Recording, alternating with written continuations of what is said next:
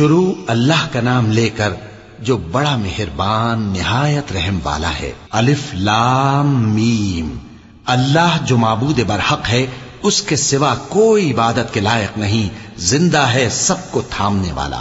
اس نے اے نبی تم پر سچی کتاب نازل کی جو پہلی آسمانی کتابوں کی تصدیق کرتی ہے، اور اسی نے تورات اور انجیل نازل کی تھی۔ یہ دو کتابیں اس نے پہلے نازل کی تھیں لوگوں کی ہدایت کے لیے، اور پھر قرآن جو حق اور باطل کو الگ الگ کر دینے والا ہے نازل کیا۔ جو لوگ اللہ کی آیتوں کا انکار کرتے ہیں ان کو سخت عذاب ہوگا، اور اللہ زبردست ہے، بدلہ لینے والا ہے۔ اللہ ایسا خبیر و بصیر ہے کہ کوئی چیز اس سے پوشیدہ نہیں، نہ زمین میں اور نہ آسمان میں۔